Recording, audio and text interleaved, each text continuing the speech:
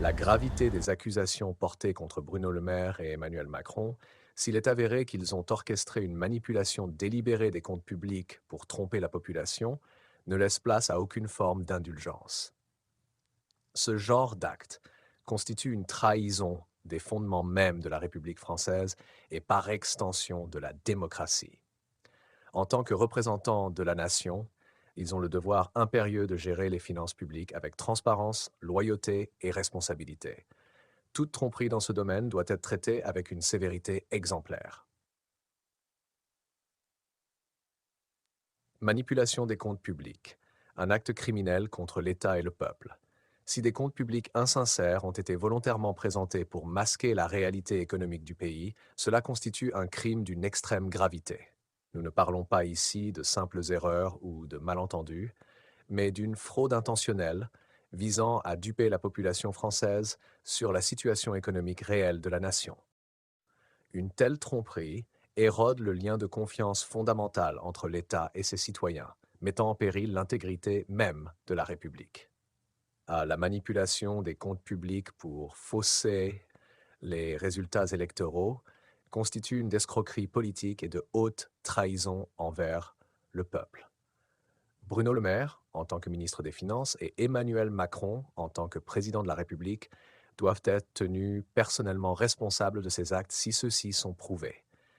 Ce n'est pas seulement un manquement à leur devoir, mais une attaque directe contre la souveraineté populaire, un détournement des principes démocratiques qui sous-tendent notre société. Des sanctions d'une sévérité sans précédent. Les actes reprochés, s'ils sont avérés, doivent entraîner les condamnations les plus lourdes possibles. Voici les mesures qui, dans un tel cas, devraient être envisagées pour répondre à cette trahison. 1. Destitution immédiate.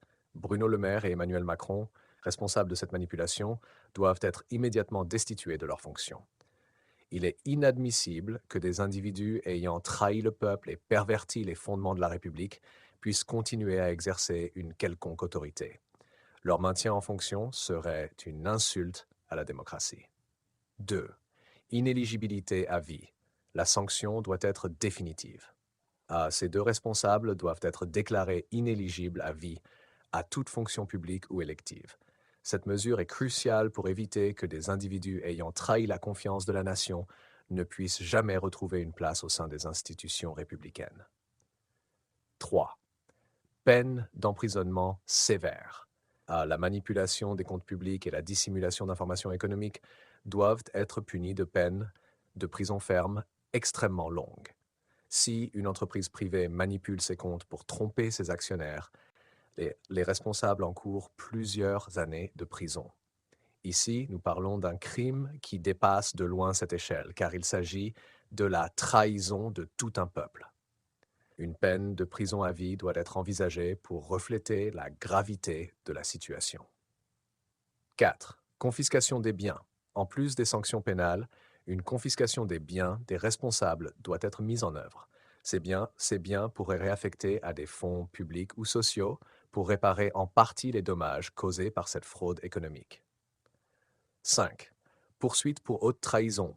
La République française est fondée sur la souveraineté populaire.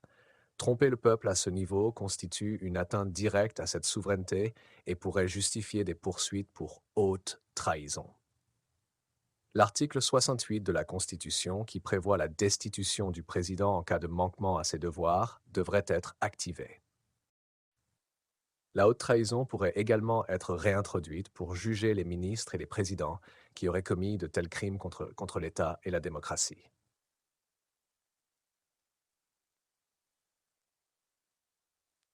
La violence politique d'une telle trahison, cette manipulation des comptes publics, équivaut à une violence politique d'une ampleur inédite. En faussant les résultats des élections, en trompant délibérément la population, ces dirigeants se sont rendus coupables d'une atteinte irréparable à la démocratie. Ce type de crime sape les fondements mêmes de la République et ouvre la voie à des crises politiques et sociales d'une intensité dramatique. Le peuple français a été trompé, trahi, abusé par ceux qui devaient protéger et défendre ses intérêts. Un tel acte ne peut rester impuni et les conséquences doivent être aussi sévères que la trahison elle-même. Le peuple souverain doit retrouver sa place dans la gestion des affaires publiques, et cela ne pourra se faire qu'en purgeant l'État des responsables de cette forfaiture.